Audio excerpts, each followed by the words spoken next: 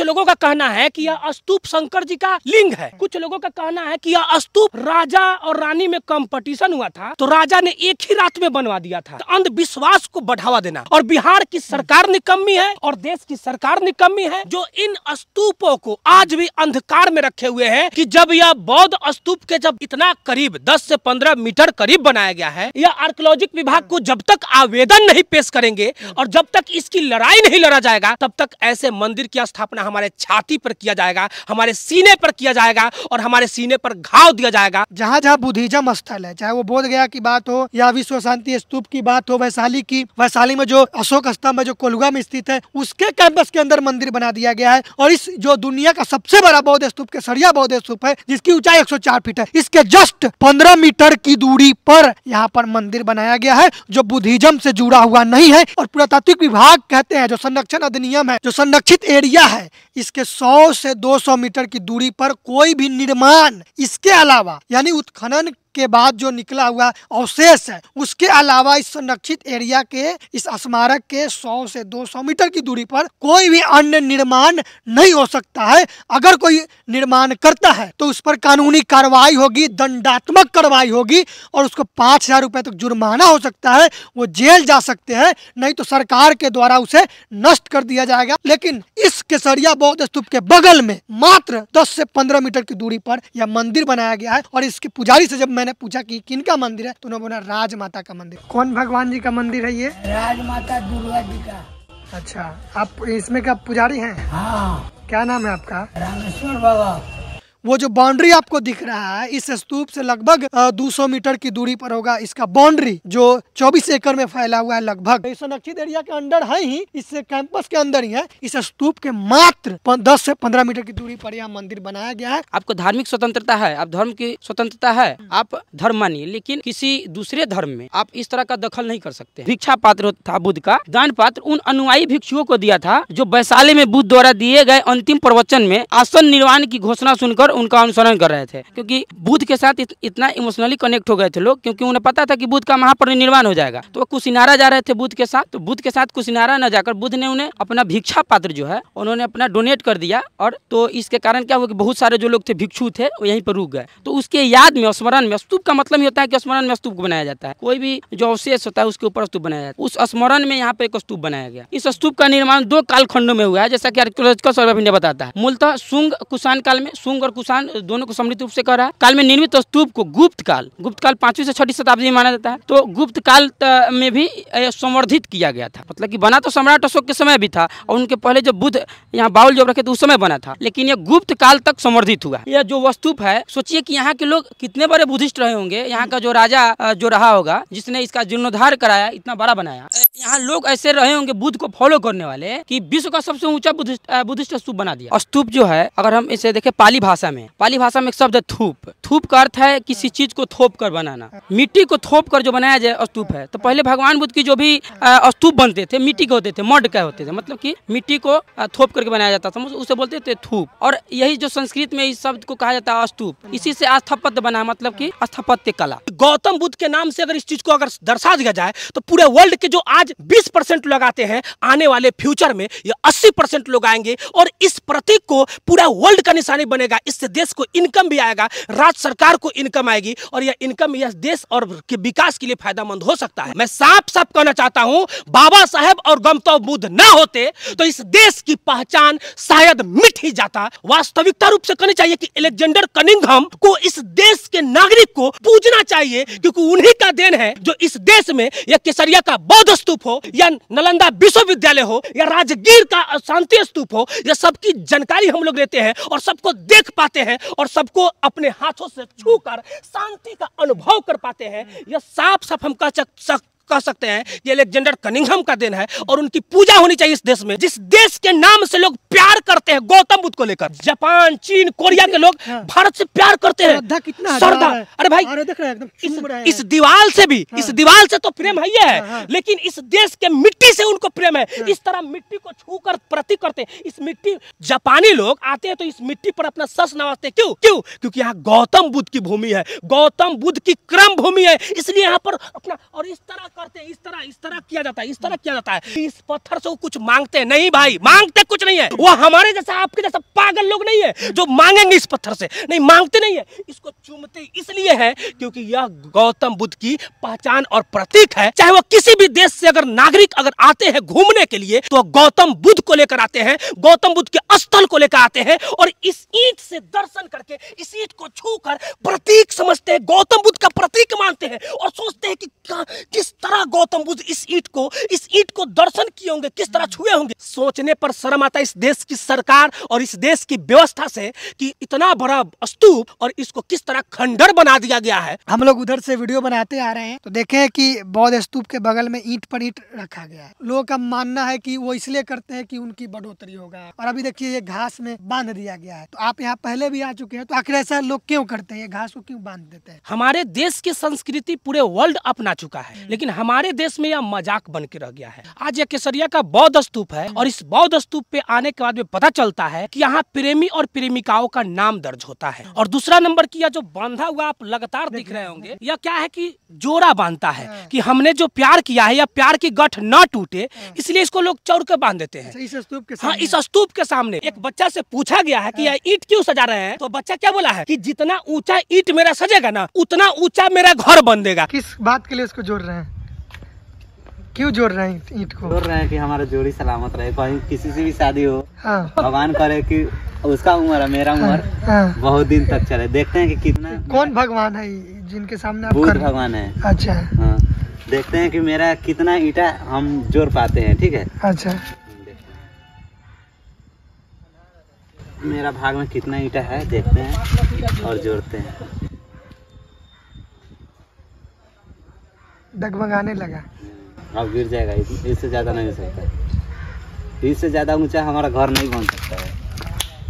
अब भाई इससे बड़ा हमको तो मन किया कि अपना सर इस ईंट से कूच ले। इस बात को सुनकर इस विचार को अगर कोई जापानी या चीन के लोग अगर समझ जाएगा ना तो बड़ी हंसेगा। यहाँ ये जो पूजा पाठ अर्चना किया गया है वृक्ष के नीचे, क्या ये बुद्धिज्म से जुड़ा हुआ है? जी नहीं, बुद्धिज्म से जुड़ा हुआ नहीं है। जो यहाँ के स्थानीय लोग हैं, जो भी कर्मकांड है ये स्थानीय लोगों द्वारा किया गया है। केसरिया बौद्ध स्तूप जो अब तक का दुनिया का सबसे बड़ा बौद्ध स्तूप है, जिसकी ऊंचाई 104 फीट है। दुनिया में एक और स्तूप है जो इंडोनेशिया में है, जावा आइलैंड पे, जिसकी ऊंचाई 103 फीट है। बिहार के पूर्वी चंपारण जिला में स्थित है यह केसरिया बौद्ध स्तूप, जिसकी खूबसूरती आप देख रहे हैं। इससे प्रमाणित होता है यहाँ पर अधिकतर लोग बुद्धिज्म को फॉलो करते थे। खासकर बिहार के वैशाली जो गौतम बुद्ध का कर्म भूमि रहा है और गौतम बुद्ध को जहाँ इनलाइटमेंट की प्राप्ति हुई, बुद्धत्व की प्राप्ति हुई, वो भी बिहार में ही, बिहार के गया जिला में, जहाँ महाबोधि मंदिर नाम से प्रसिद्ध है। और यह केसरिया बौद्ध स्तूप जिसकी खुदाई 1998 ईस्वी में हुई थी। तमाम पर्यटक लोग यहाँ पर आते हैं इस केसरिया बौद्ध स्तूप को देखने के लिए, देश और विदेश से। इस केसरिया बौद्ध स्तूप के बारे में हम जानेंगे। हमारे साथ उज्जवल जी और दीपक जी जो बुद्धिज्म के बारे में अच्छा रिसर्च करते हैं। देखिए, इसका नाम ही है केसरिया। बुद्ध का जो वस्त्र था वो था केसरिया।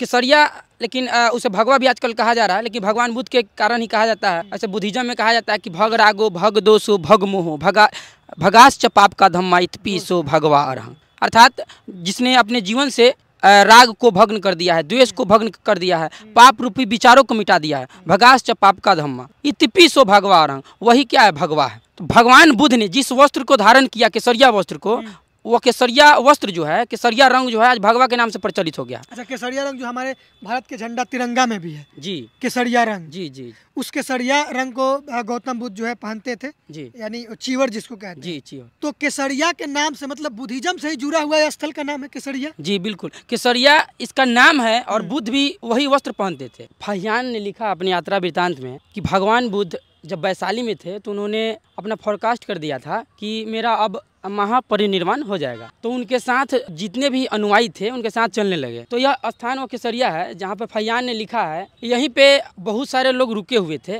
वैशाली से चलकर। तो भगवान बुद्ध ने उन लोगों को अपना भिक्षा पात्र दे दिया और उसी भिक्षा पात्र पर आगे चलकर इस पर एक छोटा सा स्तूप बनाया गया। जब सम्राट अशोक का समय आया तो सम्राट अशोक ने इस पर फिर से जीर्णोद्धार कराया उसे और बड़ा स्तूप बनवाया। आर्कियोलॉजिकल सर्वे ऑफ इंडिया स्पष्ट करता है कि पूर्व में स्थानीय स्तर पर पौराणिक राजा बेन का गढ़ या देउरा के नाम से प्रसिद्ध है। प्रसिद्ध यह संरचना एक बौद्ध स्तूप का भग्नावशेष है। मतलब कि लोग जो मानते हैं कि यह एक पौराणिक राजा वेन का गढ़ है, एक वेन का गढ़ नहीं है। आर्कियोलॉजिकल सर्वे ऑफ इंडिया स्पष्ट कहता है कि यह संरचना जो है यह बौद्ध स्तूप का भग्नावशेष है। मतलब कि भग्नावशेष का मतलब खंडहर था, जब मिला था तो खंडहर था। मान्यता अनुसार यह स्तूप उस स्थल पर बना है जहाँ बुद्ध ने अपना दान पात्र, मतलब कि जो भिक्षा पात्र था बुद्ध का, दान पात्र उन अनुयायी भिक्षुओं को दिया था जो वैशाली में बुद्ध द्वारा दिए गए अंतिम प्रवचन में आसन निर्वाण की घोषणा सुनकर उनका अनुसरण कर रहे थे। क्योंकि बुद्ध के साथ इतना इमोशनली कनेक्ट हो गए थे लोग, क्योंकि उन्हें पता था कि बुद्ध का महापरिनिर्वाण हो जाएगा। तो वो कुशिनारा जा रहे थे बुद्ध के साथ, तो बुद्ध के साथ कुशिनारा न जाकर बुद्ध ने उन्हें अपना भिक्षा पात्र जो है उन्होंने अपना डोनेट कर दिया। और तो इसके कारण क्या हुआ कि बहुत सारे जो लोग थे भिक्षु थे वो यहीं पर रुक गए। तो उसके याद में, स्मरण में, स्तूप का मतलब ही होता है कि स्मरण में स्तूप बनाया जाता है। कोई भी जो अवशेष होता है उसके ऊपर स्तूप बनाया जाता है। उस स्मरण में यहाँ पे एक स्तूप बनाया गया। इस स्तूप का निर्माण 2 कालखंडों में हुआ है, जैसा कि आर्कियोलॉजिकल सर्वे ऑफ इंडिया बताता है। मूलतः शुंग कुषाण काल में, शुंग और कुषाण दोनों को सम्मिलित रूप से कह रहा है,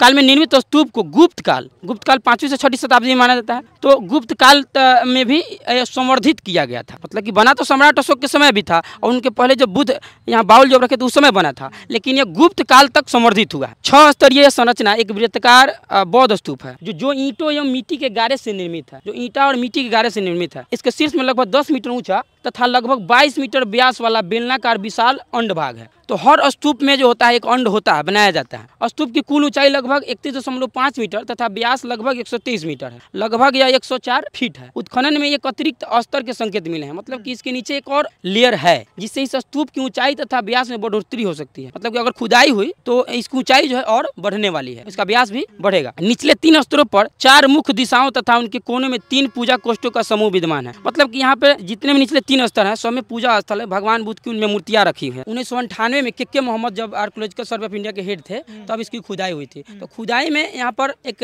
स्तंभ का भी प्रमाण मिला है, स्तंभ का प्रमाण मिला और भगवान बुद्ध की मूर्तियां मिली थी इसमें, पद्मासन में, भूमि स्पर्श मुद्रा में और भी मुद्राएं में मिली थी मूर्तियां। इससे पता चला कि यह एक बुद्धिस्ट स्थल है। स्तूप का क्या उद्देश्य है? आखिर ये इतने बड़े बड़े स्तूप क्यों बने हैं? स्तूप जो है, अगर हम इसे देखें पाली भाषा में एक शब्द है थूप। थूप का अर्थ है किसी चीज को थोप कर बनाना। मिट्टी को थोप कर जो बनाया जाए स्तूप है। तो पहले भगवान बुद्ध की जो भी स्तूप बनते थे मिट्टी के होते थे, मड के होते थे, मतलब कि मिट्टी को थोप करके बनाया जाता था, उसे बोलते थे थूप। और यही जो संस्कृत में इस शब्द को कहा जाता है स्तूप, इसी से स्थापत्य बना, मतलब कि स्थापत्य कला।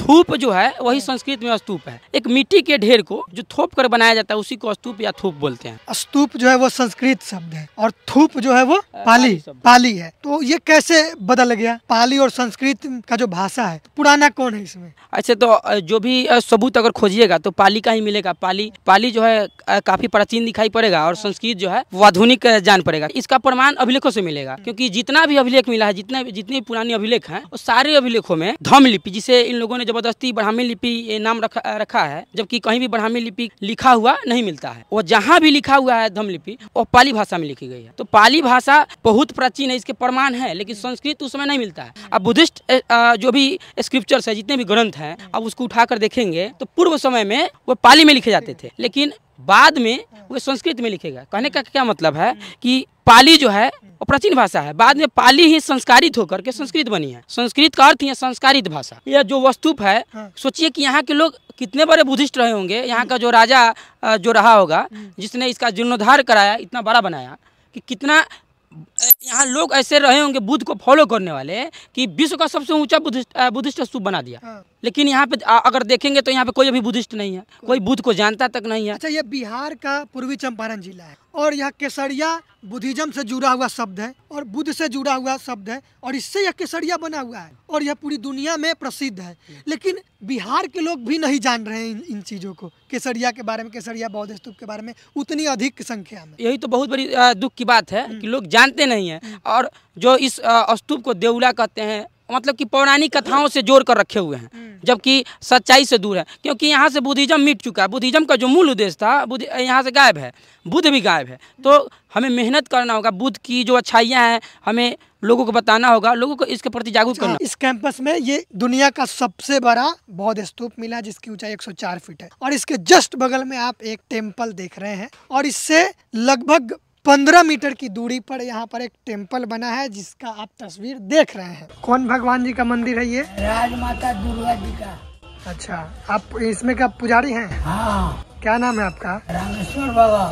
इसके बारे में आर्कियोलॉजिकल सर्वे ऑफ इंडिया क्या कहता है, इनसे जानेंगे। उनका क्या दिशा निर्देश है कि उनके अंडर में इतना बड़ा जो एरिया आया है उत्खनन के बाद, उसमें कोई दूसरा कुछ चीज बन सकता है क्या है, इसके बारे में आप बताएं कि उन्होंने क्या दिशा निर्देश दिया है इसके बारे में। पुरातत्व विभाग द्वारा जो बोर्ड लगाया गया है उसमें स्पष्ट बताया गया है कि जो भी पुरातात्विक स्थल है उसके संरक्षण के लिए अधिनियम बनाया गया है। उसके अनुसार स्तूप के जो भी पुरातात्विक स्थल है उसे 100 से 200 मीटर के अंदर कोई भी निर्माण नहीं किया जा सकता है। जबकि आप देख सकते हैं कि बगल में ही एक धार्मिक स्थल है, जबकि अन्य धार्मिक स्थल है बुद्धिज्म से इसका नाता रिश्ता नहीं है, फिर भी बनाया गया है। पुरातत्व विभाग ने क्यों एक्शन नहीं लिया तो पुरातत्व विभाग जाने। आपको धार्मिक स्वतंत्रता है, आप धर्म की स्वतंत्रता है, आप धर्म मानिए, लेकिन किसी दूसरे धर्म में आप इस तरह का दखल नहीं कर सकते हैं। यह स्मारक प्राचीन स्मारक तथा पुरातात्विक स्थल एवं अवशेष अधिनियम 1958 का 24 के अधीन राष्ट्रीय महत्व का घोषित किया गया है। यदि कोई व्यक्ति इस स्मारक को नष्ट करता है, हटाता है, हानि पहुंचाता है, बदलता है, विकृत करता है, जोखिम में डालता है अथवा इसका दुरुपयोग करता है तो उसे 3 महीने तक की कैद अथवा 5,000 रुपए तक का अर्थदंड अथवा दोनों भुगतान करना पड़ेगा। इस स्मारक की संरक्षित सीमा से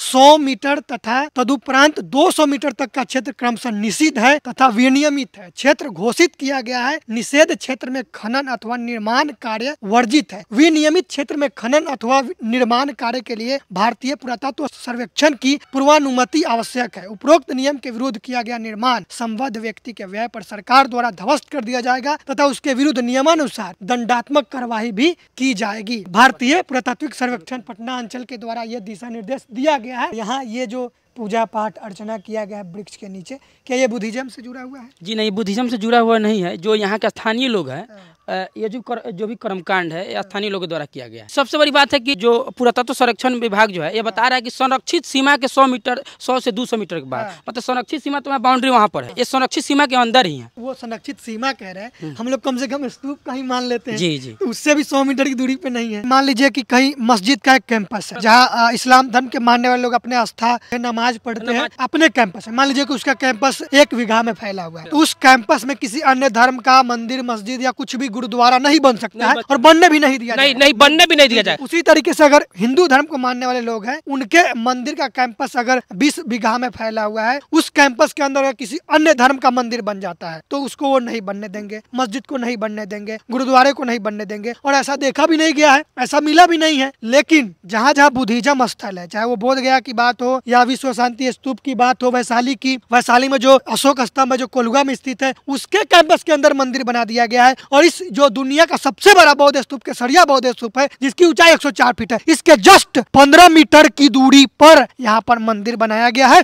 जो बुद्धिज्म से जुड़ा हुआ नहीं है। और पुरातात्विक विभाग कहते हैं जो संरक्षण अधिनियम है, जो संरक्षित स्मारक की बात वहाँ बोर्ड लगा हुआ है जिसमें लिखा हुआ है जो संरक्षित एरिया है इसके 100 से 200 मीटर की दूरी पर कोई भी निर्माण, इसके अलावा यानी उत्खनन के बाद जो निकला हुआ अवशेष है उसके अलावा इस संरक्षित एरिया के इस स्मारक के 100 से 200 मीटर की दूरी पर कोई भी अन्य निर्माण नहीं हो सकता है। अगर कोई निर्माण करता है तो उस पर कानूनी कार्रवाई होगी, दंडात्मक कार्रवाई होगी और उसको 5,000 रुपए तक जुर्माना हो सकता है, वो जेल जा सकते हैं, नहीं तो सरकार के द्वारा उसे नष्ट कर दिया जाएगा, हटा दिया जाएगा।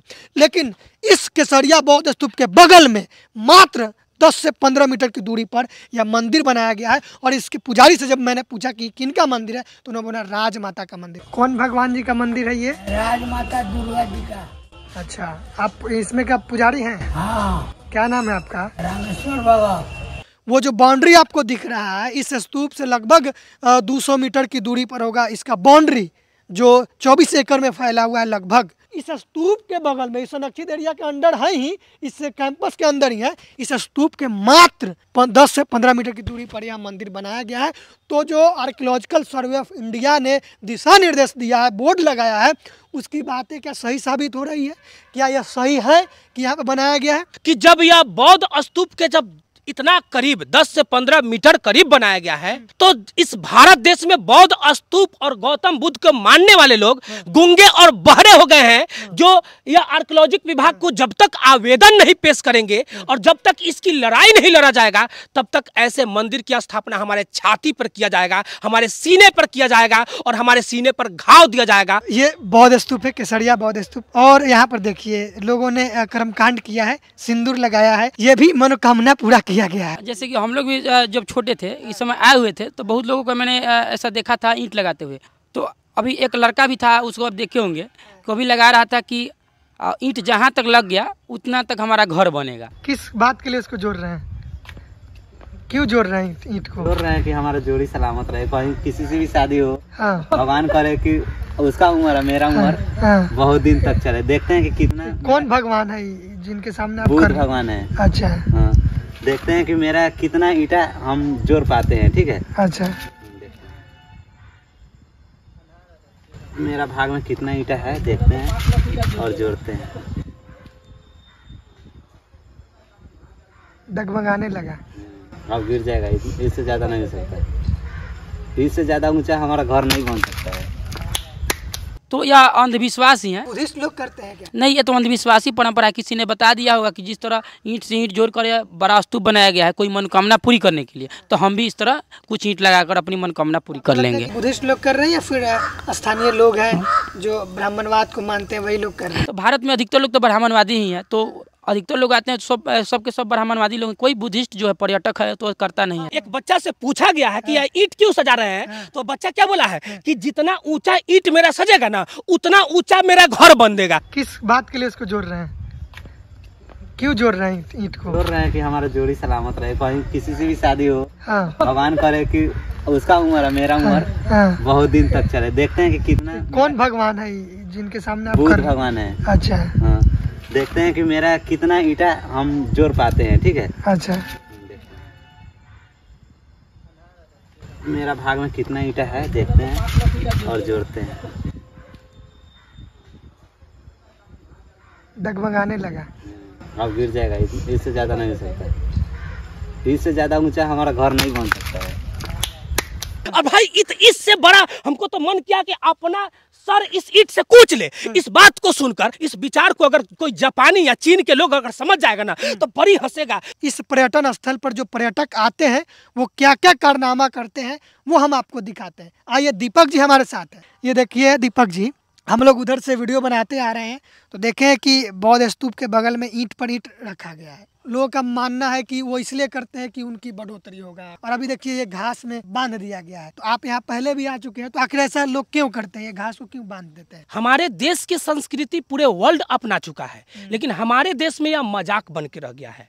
आज यह केसरिया का बौद्ध स्तूप है और इस बौद्ध स्तूप पे आने के बाद में पता चलता है कि यहाँ प्रेमी और प्रेमिकाओं का नाम दर्ज होता है। और दूसरा नंबर की यह जो बांधा हुआ आप लगातार दिख रहे होंगे, यह क्या है कि जोड़ा बांधता है कि हमने जो प्यार किया है या प्यार की गठ ना टूटे, इसलिए इसको लोग चौर के बांध देते हैं। इस स्तूप के हाँ, इस स्तूप के सामने। कुछ लोगों का कहना है कि यह स्तूप शंकर जी का लिंग है। कुछ लोगों का कहना है कि यह स्तूप जो है ना, राजा और रानी में कंपटीशन हुआ था तो राजा ने एक ही रात में बनवा दिया था। तो अंधविश्वास को बढ़ावा देना, और बिहार की सरकार निकम्मी है और देश की सरकार निकम्मी है जो इन स्तूपों को आज भी अंधकार में रखे हुए हैं। और जो जिस देश में और जिस राज्य में, जिस जिला में, जिस क्षेत्र में यह स्तूप है, उस क्षेत्र के लोग भी आज तक यह नहीं जानते हैं कि यह केसरिया का बौद्ध स्तूप है। और इस स्तूप पर लोग आया करते थे आज से सदियों पुराना, और लोग आकर यहाँ शांति का प्रतीक समझते थे, मेडिटेशन करते थे। लेकिन आज यहाँ लोग आकर इसको प्रेम का प्रतीक बना दिए हैं। इससे कुछ मांगते हैं कि ये स्तूप कुछ दे दे, कुछ दे दे, कुछ हाँ इससे कुछ दे दे, जैसे कि हमको डीएम बना दे, एसपी बना दे। गौतम बुद्ध भारत देश में ज्ञान की प्राप्ति की, वो भी बिहार के बोध गया में और वैशाली में, केसरिया में। लेकिन इस बिहार तो छोड़िए, पूरे देश में गौतम बुद्ध की प्रचार प्रसार नहीं है, और विदेशों में प्रचार प्रसार श्रीलंका, जापान, चीन, या पूरे बौद्धिस्ट कंट्री बना हुआ है। गौतम बुद्ध को एशिया का ज्योतिपुंज कहा जाता है। लेकिन मेरे भारत देश में और खास करके बिहार में वह भकुरुआ आंख बना हुआ है लोगों का। और खास करके यह भकुरुआ आंख जो है ना, पहचानता नहीं है गौतम बुद्ध को। जहां लोग तो घूमने आते हैं, लेकिन घूमकर यहाँ लट बांधते हैं। जो जितने भी पैर में बांधे होंगे लट ना, यह प्रेमी और प्रेमिकाओं का पत्र होगा जो बांधा गया होगा, कहा होगा कि मेरा प्रेम सलामत रहे। स्तूप के पीछे जंगल है, उस जंगल को लोग गांठ बांध दे रहे हैं। तो बुद्धा कह रहे हैं कि वैज्ञानिक सोच को आगे बढ़ाना है, साइंटिफिक टेम्परामेंट को आगे बढ़ाना है। और हमारे भारत के लोग, हमारे बिहार के लोग उस तरीके से जो वो बांध दे रहे हैं, जंगल में गांठ बांध दे रहे हैं, और उनको लगता है कि इससे उनकी जो मान्यताएं हैं वो पूरी हो जाएंगी। तो क्या ये बुद्ध के विचार का पैरेलल है? बुद्ध के के विचार के पूरे अपोजिट में है, पूरे विरोध में है, क्योंकि बुद्ध ऐसी बातें नहीं करते हैं। बुद्ध अगर होते तो यहाँ आपसे तर्क करते, उन लोगों से तर्क करते कि आपने क्यों बांधा। अगर कहते कि इससे हमारी मन्नत पूरी हो जाएगी, हमने जैसा गांठ बांधा है कुछ सोच करके कि हमारी मन्नत पूरी हो जाएगी, तो बुद्ध उससे पूछते कि इसके पीछे कारण क्या है, आप हमें कारण को समझाइए। बुद्ध तर्कवादी व्यक्ति थे, बुद्ध कारण और निवारण में विश्वास करते थे। प्रत्युत समुत्पाद सिद्धांत जिसे कहा जाता है, मतलब कि ओरिजिनेशन को जानना, डिपेंडेंट ओरिजिनेशन, मतलब कि इसका ओरिजिन कहाँ है, आप इसका ओरिजिन बताइए कि इसका, और इसका कारण बताइए कि क्या है, तब विश्वास करते थे बुद्ध। तो बुद्ध होते तो यहाँ इस तरह की बातें नहीं होती। हम लोग बुद्ध को भूल चुके हैं, हमारे लोग जितना भी है बुद्ध को भूल चुका है, इसलिए उनके विचार, उनकी शिक्षाओं को अपनाया जाए तो कैसा भारत होगा हमारा? आप कह सकते हैं कि पूरा एक वैज्ञानिक भारत होगा, एक वैज्ञानिक विचारधारा पर चलने वाला भारत होगा, और वैज्ञानिक विचारधारा के साथ एक मोरल विचारधारा को भी अपनाएगा। क्योंकि अगर आप देखें, बुद्धिज्म जो पूरे विश्व में है, मोरल के लिए जाना जाता है, नैतिकता के लिए जाना जाता है, मानवता के लिए जाना जाता है। तो कहीं ना कहीं भारत में अगर बुद्धिज्म आ जाए तो मोरालिटी और साइंटिफिक टेम्परामेंट, वैज्ञानिक विचारधारा दोनों एक साथ आ जाए। जापान, इंडोनेशिया, कंबोडिया, श्रीलंका, चीन, इन तमाम देशों से लोग यहाँ पर आते हैं, जो बुद्धिस्ट लोग हैं या जो पर्यटक हैं, वो इस पर्यटन स्थल पर आते हैं। बुद्धा के अंदर क्या ऐसी बात थी, उनकी टीचिंग्स में क्या ऐसी बात थी जो पूरे एशिया के लोग अपना लिए, उन्हें एशिया का प्रकाश पुंज कहा जाने लगा? तो उनकी शिक्षाओं के बारे में बताएं। देखिए, आज भी लोग जो हैं, और किसी भी व्यक्ति को आप इंडिविजुअली किसी को एक सेलेक्ट, रैंडमली किसी को सेलेक्ट करना है, किसी को भी बिना सोचे समझे रैंडमली किसी को, एक व्यक्ति को सेलेक्ट करना है, उससे पूछना है कि आपके जीवन में दुख है, तो आप कहेगा कि हाँ दुख तो है। तो दुनिया का कोई भी आदमी जो है वो ऐसा नहीं है जिसके पास दुख नहीं हो। तो आज से 2500 वर्ष पहले भगवान बुद्ध ने कहा कि दुनिया में दुख है और दुख का कारण है, और हर कारण का निवारण है, और निवारण के लिए उन्होंने अष्टांगिक मार्ग दिया। तो अष्टांगिक मार्ग क्या है? अष्टांगिक मार्ग बुद्ध द्वारा बताया गया 8 मार्ग है, जिसमें पहला आता है सम्यक दृष्टि, सम्यक संकल्प, सम्यक कर्म, सम्यक वाक, सम्यक आजीविका, उसके बाद है सम्यक स्मृति, सम्यक व्यायाम और सम्यक समाधि। ये जो 8 मार्ग है, अगर इसको सही से फॉलो कर लिया जाए तो आदमी के जीवन में सही में दुख है वो समाप्त हो जाएगा। बुद्ध कहते हैं कि तृष्णा ही दुख का कारण है। तृष्णा मतलब कि आप जो भी इच्छाएं रखते हैं वो दुख देता है। जैसे बुद्ध ने कहा कि अगर दुख को मिटाना है तो पहला 8 मार्ग आपको अपनाना है। पहला मार्ग है सम्यक दृष्टि, मतलब कि सही दृष्टि होनी चाहिए। आप कुछ भी किसी भी चीज़ में विश्वास कीजिए, सोच समझ के करना है, तर्क के साथ करना है। तो सम्यक दृष्टि ये भी कहता है कि दुनिया में दुख है, आपको ये समझना है। अब ऐसा नहीं कि आपको दुख आ जाए तो आप कुछ भी करने लगिए। अगर कोई आपको बता दे कि आप पत्थर पूजिए तो आप ठीक हो जाएंगे, आज के परिप्रेक्ष्य में भी ये सही है। आपके जीवन में दुख आया तो आपको सम्यक दृष्टि रखना है, मतलब सही दृष्टि रखना है। किसी ने कहा कि आप यहाँ से पैदल चले जाइए हजारों किलोमीटर दूर, वहाँ पर जल ढारिए तो आपका दुख समाप्त हो जाएगा। आप हठजाम कराइए, लखनाऊ कराइए तो आपका दुख समाप्त हो जाएगा। तो इस तरह की गलत अवधारणा में हमें नहीं फंसना है, मतलब कि अंधविश्वास में नहीं फंसना है। तो साइंटिफिक टेम्परामेंट के साथ चलना है, वो सम्यक दृष्टि है। तो बुद्ध कहते हैं कि सम्यक दृष्टि है, आपको मानकर चलना है कि दुनिया में दुख है और हर दुख का कारण है, कारण है तो उसका निवारण भी है। दूसरा है कि सम्यक संकल्प लेना है। दुनिया में कुछ भी हो, आपके जीवन में कुछ भी आपको सही संकल्प लेना है, गलत संकल्प नहीं लेना है। इससे भी जीवन क्या होगा, जीवन में कभी दुख उत्पन्न नहीं होंगे। अगर आप गलत संकल्प लेंगे, किसी को मारने की, किसी को पीटने की, तो गलत संकल्प अगर लेते हैं आप तो कहीं ना कहीं आप में दुख होगा। या तो आप अपने आप को दुखी करेंगे या दूसरे को दुखी करेंगे। उसके बाद है सम्यक कर्म। बुद्ध कहते हैं सम्यक कर्म, दुनिया के कोई भी कर्म है सही कर्म कीजिए। सम्यक का मतलब है सही, गुड कंडक्ट, मतलब कि आपको सही वर्क करना है, मतलब जो भी कार्य है सही करना है। दूसरा आगे है सम्यक वाक, जो भी बोलना है आपको सही बोलना है, गलत नहीं बोलना है। सम्यक आजीविका, मतलब कि हमारी जो आजीविका होनी चाहिए वह सम्यक होनी चाहिए, सही होनी चाहिए। मतलब कि किसी भी तरह से चोरी नहीं होना चाहिए, किसी चोरी करके नहीं, छल कपट से नहीं, किसी को धोखा देकर नहीं। अगर कोई व्यक्ति अगर चोरी से अगर आजीविका अपना चलाता है तो उसे भी मालूम होता है कि चोरी से कर रहा है, उसे भी मालूम होता है कि हम गलत हैं, तो वो भी कहीं ना कहीं खुद में दुखी जरूर होता है कि हम गलत कर रहे हैं। तो यह भी दुख का कारण होता है। अगर इस चीज़ को अगर हटा दिया जाए जीवन से तो आप खुश जरूर रहेंगे। सम्यक व्यायाम, सम्यक व्यायाम का मतलब है व्यायाम से ऐसे बहुत, इसका अर्थ बहुत सारा निकलता है, लेकिन यह भी है कि जो भी जीवन में आप काम करें उसका सही से प्रैक्टिस करें। और इसी में मेडिटेशन भी आता है। मेडिटेशन जो भी हम लोग विपස්සना करते हैं, जो विपस्सी बुद्ध से भी संबंधित है। क्या होता है, मतलब विपස්සना क्यों करते हैं? विपස්සना करते हैं कि अपने, अगर मान लिया हम ध्यान से भटक रहे हैं, हमारा माइंड इधर उधर कर रहे हैं, तो ध्यान को अपने कंसंट्रेट रखने के लिए, एक साथ रखने के लिए विपස්සना करते हैं। और इससे भी थोड़ा रिलेटेड है सम्यक स्मृति। सम्यक स्मृति का मतलब कि जीवन में जो कुछ भी हमें जो कुछ भी याद रखा है तो सही याद रखना है, गलत चीज़ों को भूल जाना है। सम्यक स्मृति, सही स्मृति रखना है, सही यादें रखनी है। उसके बाद सम्यक समाधि।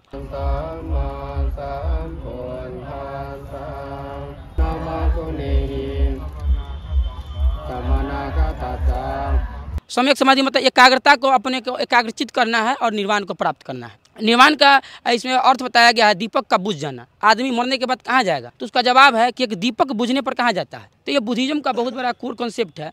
समझाता है कि एक्सप्लेन करेंगे इसको? मतलब कि एक दीपक है, अगर कोई पूछे कि आदमी मरने पर कहाँ जाता है, स्वर्ग में नरक में कहाँ जाता है, बुद्धिज्म का कोर कंसेप्ट कहता है कि जिस तरह की मोमबत्ती को जलाया जाए और मोमबत्ती बुझ जाती है तो मोमबत्ती की जो लौ थी कहाँ गई है, कौन बताए? आप आंसर दीजिए थोड़ा। तो कहीं नहीं। तो इस मतलब कि हमें भ्रम भ्रम में जी रहे हैं बिल्कुल।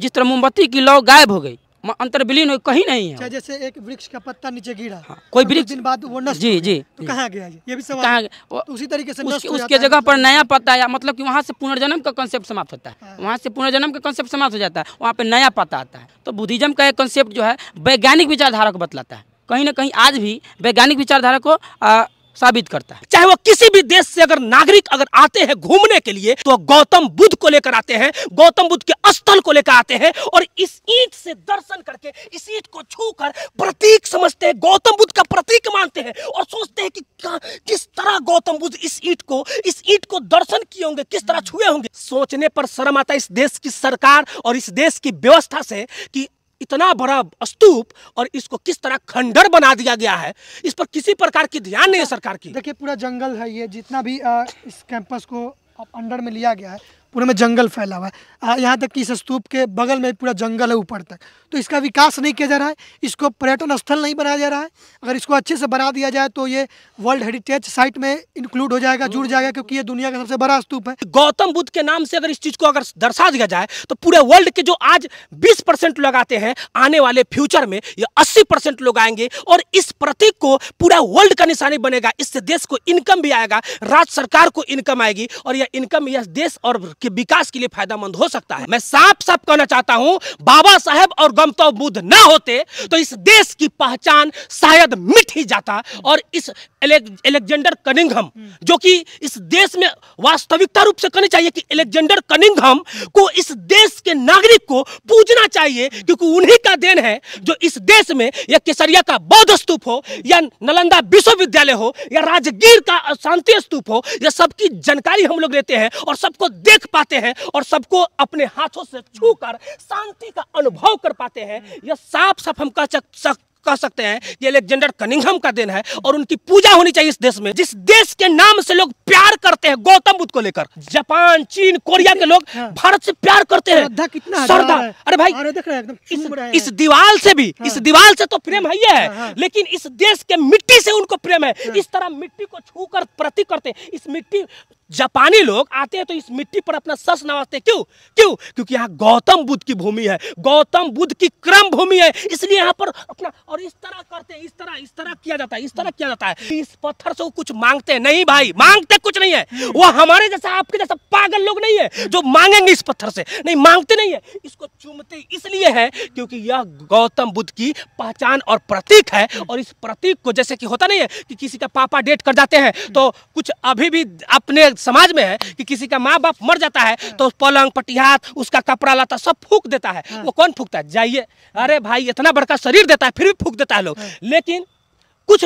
पढ़े लिखे लोग होते हैं जो अपने माता पिता के ये कपड़ा को रख कर और पहन कर प्रतीक और पहन कर महसूस करते हैं कि मेरे पापा जी का है, या पापा जी मेरे कलम दिए हैं या मोबाइल दिए हैं, महसूस करते हैं। सेम इसी तरह हम लोग भी आते हैं यहाँ पर महसूस करते हैं। इस धरती को, इस धरती से अलग प्रकार की एक लगाव, अलग प्रकार की एक खूबी आता है। बुद्ध कैसे सामाजिक व्यवस्था चाहते थे? बुद्ध चाहते थे कि पूरा समाज जो है एक सूत्र में बंद कर रहा है, एक मतलब कि एक समता मूलक समाज बने। बुद्ध जब भी उपदेश देते थे तो उनके जितने भी शिष्य होते थे या जितने भी उपासक होते थे तो सभी एक समान धरती पर बैठते थे, चाहे राजा हो चाहे प्रजा हो। तो राजा भी धरती के नीचे बैठता था। तो ऐसी व्यवस्था थी बुद्ध के समय। उन्होंने कहा बहुजन हिताय बहुजन सुखाय। देखिए बुद्ध कहते थे कि बहुजन हिताय बहुजन सुखाय। भगवान बुद्ध का मानना था कि आप कोई भी स्टेटमेंट दीजिएगा तो आप उस स्टेटमेंट से दुनिया के हर व्यक्ति को खुश नहीं कर पाइएगा। मतलब कि कुछ ना कुछ ऐसे व्यक्ति होंगे उसका विरोध कर देंगे। इसलिए बुद्ध नहीं कहते हैं कि सर्वजन हिताय सर्वजन सुखाय। ये राजनीतिक है, मतलब कि सबका साथ सबका विकास, ये राजनीतिक टर्म है। लेकिन बुद्ध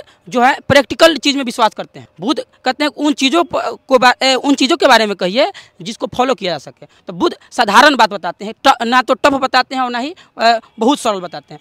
ऐसा मार्ग बताते हैं जिसको फॉलो किया जा सके। तो बुद्ध कहते हैं कि बहुजन हिताय बहुजन सुखाय, मतलब बहुत लोगों के हित में बहुत लोगों के सुख के लिए। उनकी विचारधारा जो थी बहुत लोगों के हित में थी, बहुत लोगों के सुख के लिए थी। जैसा कि आकाशवाणी रेडियो है, वहाँ भी ये बात लिखा हुआ है बहुजन हिताय। तो ये बुद्धिज्म का है, बुद्धा जी का जी ये जी वाणी जी है। हाँ जी, बुद्धा की वाणी को कोट किया गया वहाँ। सम्राट अशोक पूर्ण रूप से बुद्धिस्ट थे। उन्होंने तो हर इतना बुद्धिज्म का प्रचार प्रसार जो आप देखते हैं श्रीलंका, भूटान, नेपाल, ये सारा का सारा जो काम किया गया सम्राट अशोक द्वारा किया गया। यहाँ तक कि ईरान में भी सम्राट अशोक ने बुद्धिज्म को फैलाया था। इस बौद्ध स्तूप का जीर्णोद्धार होना चाहिए बढ़िया से। जी बिल्कुल होना चाहिए। और हम लोग तो अपील करेंगे कि आर्कोलॉजिकल सर्वे ऑफ इंडिया जो है इस पर थोड़ा ध्यान दे, और क्योंकि यह विश्व का सबसे ऊंचा स्तूप है और बिहार का मान सम्मान बढ़े, और जो भी अम्बेडकरवादी और बुद्धवादी लोग हैं इस पर भी ध्यान दे, अपने स्तर पर भी काम करें ताकि लोग जागरूक हो, इसको समझे। और क्या लाभ होंगे इससे अगर ये जीर्णोद्धार हो गया, एक अच्छा पर्यटन स्थल बन गया, वर्ल्ड हेरिटेज साइट में ये शामिल हो गया, तो इससे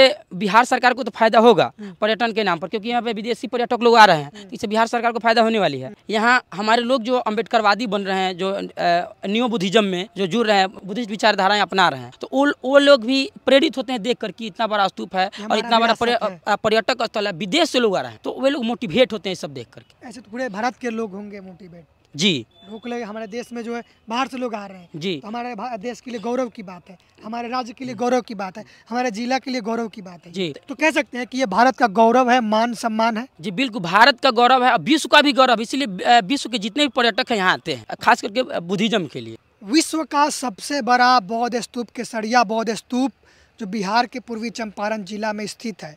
केसरिया जो नाम है वो बुद्धिज्म से जुड़ा हुआ है। यह केसरिया जो पूर्वी चंपारण जिला में स्थित है, यह बुद्धिज्म से जुड़ा हुआ नाम है। केसरिया, केसरिया रंग जो आप तिरंगा झंडा में देखते हैं जो सबसे ऊपर होता है, तो पूरी तरीके से बुद्धिस्ट स्थल है केसरिया। आज के समय में विलुप्त हो गया है, लेकिन धीरे धीरे जो है बुद्धिज्म जमीन के अंदर से बाहर आ रहा है, जमीन का सीना चीरकर। और इसके सूत्रधार कौन थे? अलेक्जेंडर कनिंघम, जिन्होंने फाहियान, इत्सिंग, इन तमाम जो चीनी यात्री थे इनका बुक पढ़ के और भारत में छुपे हुए बुद्धिस्ट विरासत को जमीन के नीचे से बाहर निकाला उन्होंने। वीडियो कैसा लगा और इस स्तूप के बारे में आप क्या सोच रहे हैं? प्रतिक्रिया कमेंट बॉक्स में जरूर दीजिए। धन्यवाद।